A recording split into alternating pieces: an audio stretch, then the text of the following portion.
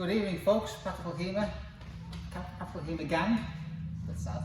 As I said, we've now started our own group. This is a dojo that we're using. It's ours to use as we will. There's no one else here, so it's quite good.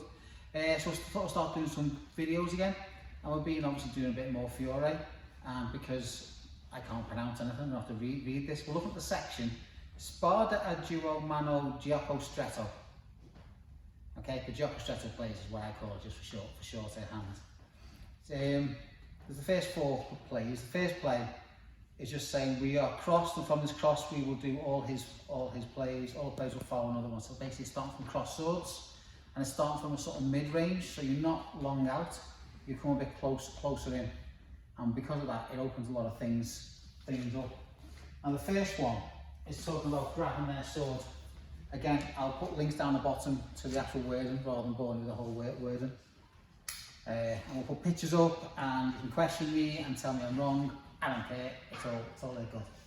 So basically what's happened is we've come to the cross, and it's reasonably midsection, or quite close in. We're not far out, because these are largo plays, it's different ball game. We come quite close in, okay? Now the first one is saying I can grab his sword handle here. Now how do I get there? Again, as Fiore, step to the left. So we'll come in, whatever reason, as soon as I know we're quite close in, I can step to the left. I can push his sword down because I'm using my body weight against his sword, and I can quickly grab, pull out, as I'm pulling out, can hit, stab, whatever. He's not going to stand there and do nothing, but that's the point, is that as we come in, I know what's going on, and immediately takes, so even if he does that, that's fine. Again, it's, you drill this, you learn it, and then your instinct should take over. As soon as I come in here, I know I can use my body weight to push over, I can grab the sword, I can pull. I can even pull him this way if I want to, as you stab him. That's all it is, it's a grab over. Now, it does mention that you can grab under as well, which is a bit odd, because if I do that, it's really difficult to grab under.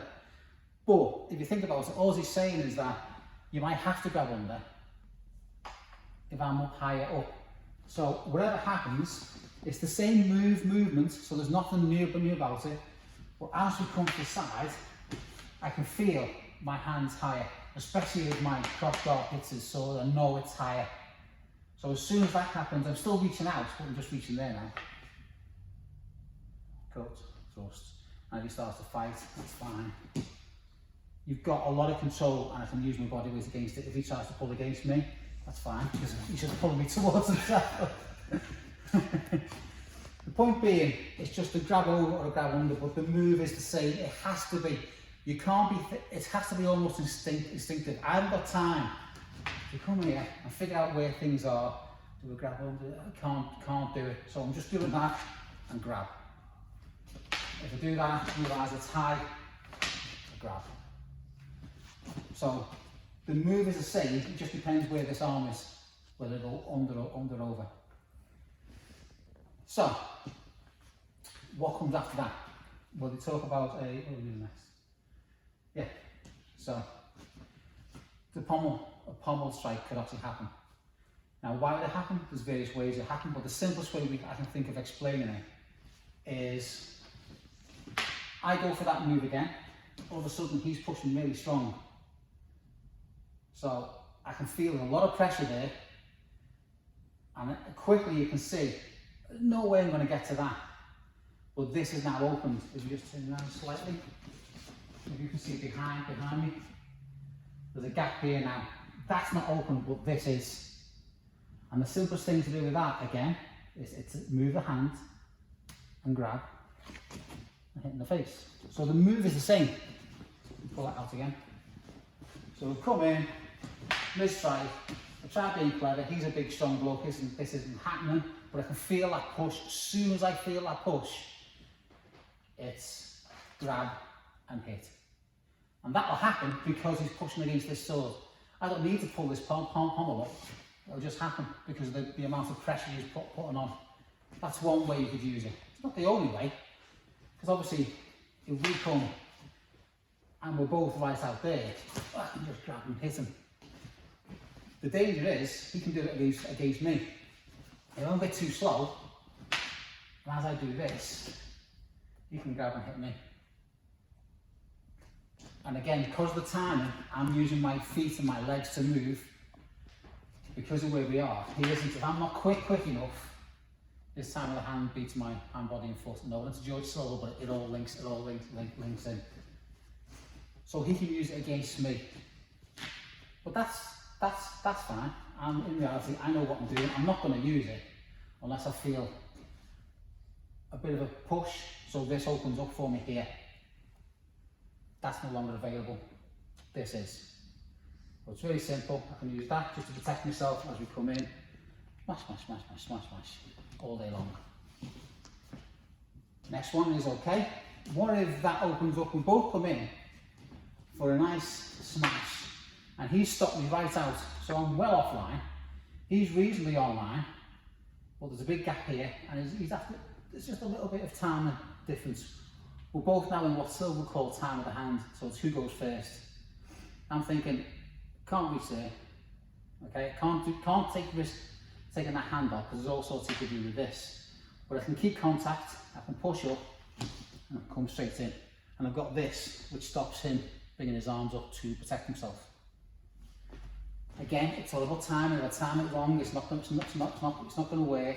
It's just the fact that his centre line, his face is available to me, so why not use it?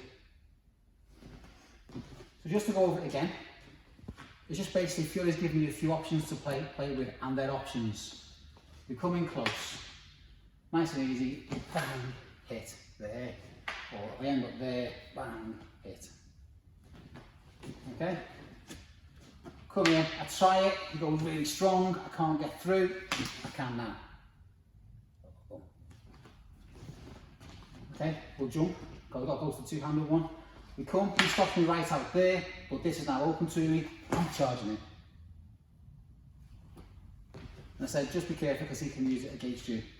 Just some ideas from those first 4 plays, I'll put them in the link below. Our ideas on it, I'm going to keep working on it, hope you do too. Tell me what you think. Thanks guys. Just to make an addition, just to make sure it's a bit more clear. When we talk about the pommel strike in 2 hands, okay, as I'm coming through, it's not gentle and strike with the arms. The power of the arms isn't enough, especially if he managed to get an arm up or his arm up or get something in like the way. The reason it'll work, it's violent. I'm coming in. As you're coming in, my body weight is coming in. So it's that hits, it's not that. You can add that in, but that's not the strike. For me, this is powerful, it's fast, and it's violent. I've seen an opening there. I can't be nice and gentle and do that. That's not going to work. It's not enough power. Well, it's not going to work. It might do. But it takes too long and it gives him too many options. If I see that opening, I'm coming in and everything's coming in. So it's a body weight one. Now as I get there, obviously I can keep striking with it. But the initial attack has to be me. So even if his arm comes up and he gets it there, there's a lot of, that's my whole body weight pressure. Look where his body is. I'm going to be pushing him back. And even if he manages to step back, he's just giving me his arm. Okay, so just to make that point that the pommel strike in two hands, it's fast, violent, and there's a lot of body weight mechanics in it to make sure that no matter what he does, something's going to get through. Thank you.